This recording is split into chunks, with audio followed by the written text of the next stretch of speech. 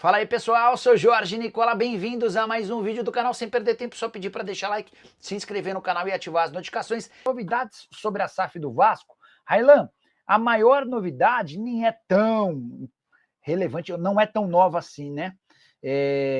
A maior expectativa que o torcedor do Vasco teve em relação a essa SAF dizia respeito a Evangelos Marinakis.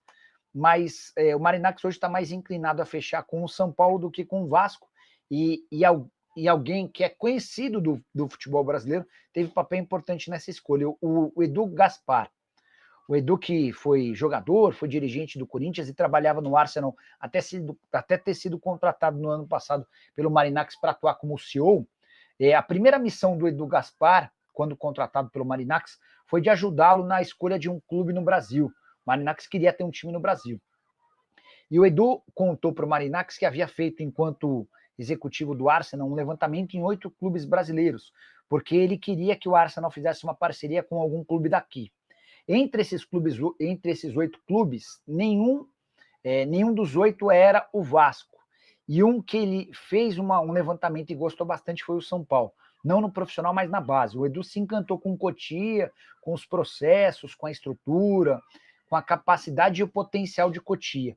E assim que o Marinakis teve esse papo com ele, o Edu falou de Cotia. A partir dali a coisa começou a avançar e em relação ao Vasco, o Edu Gaspar foi bem cético.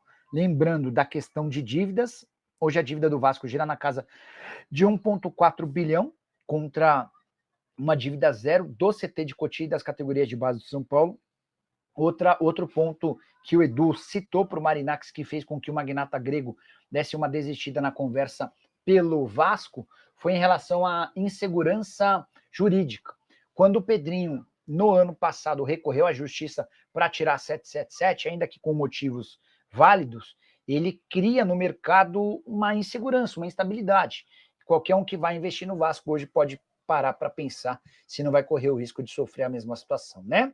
O André Ataíde, Nicola conseguiu a resposta sobre o reserva do Verratti, que o Vasco está negociando. Ontem, durante o programa, havia chamado uma pessoa do Vasco para tentar informações a esse respeito e fui solenemente ignorado. Nem o azulzinho apareceu. Quando você manda mensagem no WhatsApp, primeiro aparece um ticado, se saiu do seu telefone. O segundo ticado, chegou ao telefone da pessoa para quem você mandou. E azul se a pessoa leu. Nem há o azulzinho. Então, vou mandar de novo. Vamos tentar. A gente insiste, né? Somos insistentes e chatos, mas a gente vai tentando para deixar vocês com respostas, né?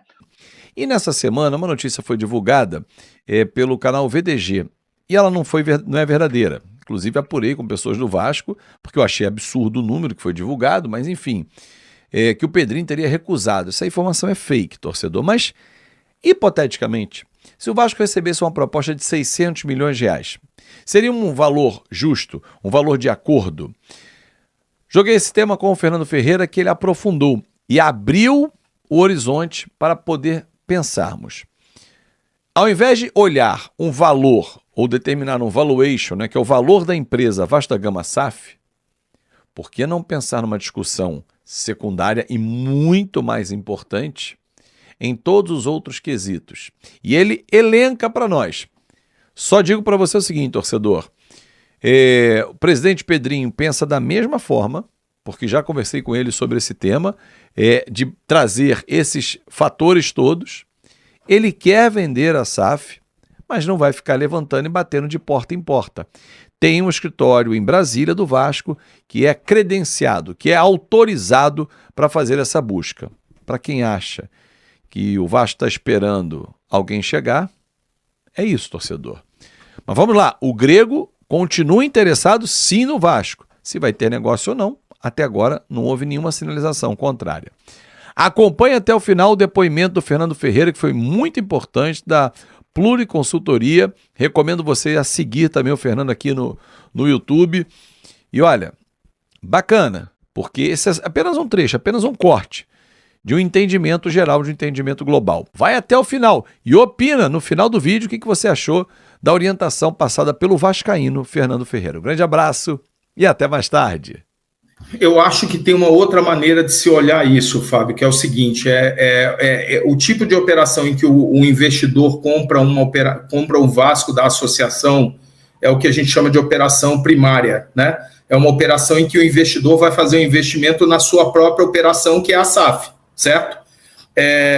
Existe um outro tipo de operação, que é uma operação secundária, que é quando você está comprando a tua empresa de outro. Então, quando eu compro um restaurante de alguém, eu vou pegar um valor, vou botar na mão de alguém, vou pegar a chave e vou operar, né? O Vasco hoje tem um misto. Por quê? Porque ele tem um pedaço, é uma SAF, que tem alguém que botou um dinheiro e quer uma parte do dinheiro de volta, certo? 777, sei lá quem. Perfeito. Né? E do outro lado, você tem uma associação que tem ações.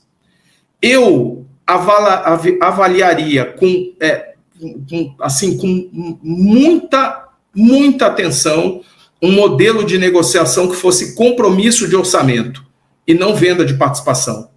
Compromisso de orçamento, qual é o orçamento do Vasco da Gama hoje? Isso tem sido a regra do mercado hoje. Porque a questão toda é a seguinte: beleza, você fala para o cara o seguinte, ponha 600 milhões de reais no Vasco.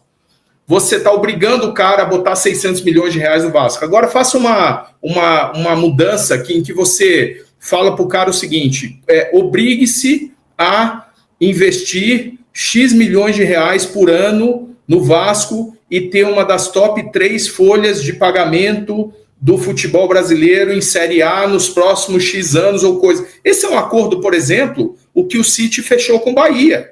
Não é um acordo de pegar um dinheiro que você pode achar num primeiro momento que é muito, ou você fica brigando por um volume de dinheiro que vai para a SAF e isenta o investidor do compromisso de longo prazo. Eu acho muito mais interessante para um clube associativo uma coisa do tipo: olha, você vai assumir a minha dívida, você vai se responsabilizar por terminar o meu CT, você vai se responsabilizar pela reforma de São Januário, e você vai se responsabilizar por um orçamento competitivo para o futebol ao longo de X tempo.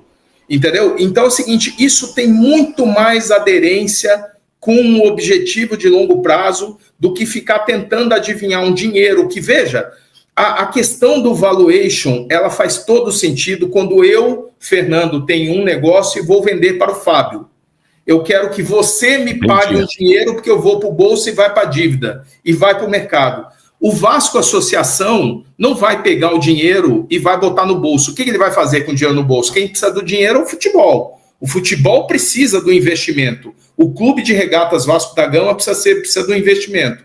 O Vasco adotou um modelo que só foi adotado na operação do Botafogo e do Vasco, vale lembrar, foram as únicas SAFs neste modelo, em que se fixa um valor e se quer que o investidor coloque aquele valor, mas acabou, é isso, coloca o valor e ponto final.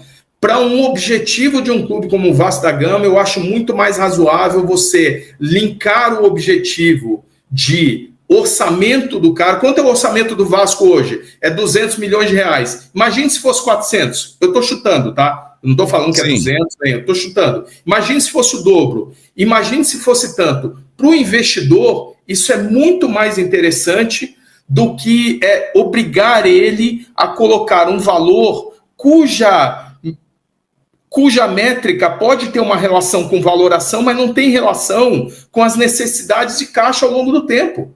Entendeu? Então é o seguinte, eu mudaria o foco. Eu acho que o Vasco está tentando fazer uma operação secundária dentro de uma estrutura de uma operação que deveria ser primária, tá? Seria uma boa discussão, mas eu acho que isso geraria muito mais recursos para o Vasco ao longo do tempo. E para o investidor, por que o investidor é muito interessante uma situação dessa? Porque ele vai fazer tudo para turbinar a receita. Cara, ele vai entrar e vai turbinar a receita. A gente pode ver, por exemplo, o que aconteceu com o Botafogo. Entendeu? A gente pode ver a porrada na receita que os caras deram. Por quê? Porque é óbvio, o cara vai querer aumentar a receita para diminuir o desencaixe. Então, aqui qual é o objetivo que se tem? É que o investidor coloque o máximo de recurso ou que ele gere o máximo de recurso. Eu acho que o Vasco tem que buscar atingir o maior orçamento possível para a sua operação de futebol. Aí então, torcedor vascaíno, tá aí um vídeo explicativo que o Fábio Azevedo trouxe, né, com um especialista em negociações dessas que envolvem o Vasco da Gama com o SAF, né? E estamos aí ansiosos para que o Vasco consiga resolver esse problema logo, o mais rápido possível, né? Que a equipe precisa de um recurso financeiro saudável, né? Uma injetação financeira onde o clube pode respirar tranquilamente, com contratações, pagamentos todos em dia, tudo certinho. É um investimento mais simplificado no Vasco da Gama. Então esse aí foi o vídeo aí trazendo atualizações sobre SAF no Vasco. Espero que tenha gostado. Não esqueça de deixar like no vídeo, se inscrever no canal e ativar o sininho de notificações.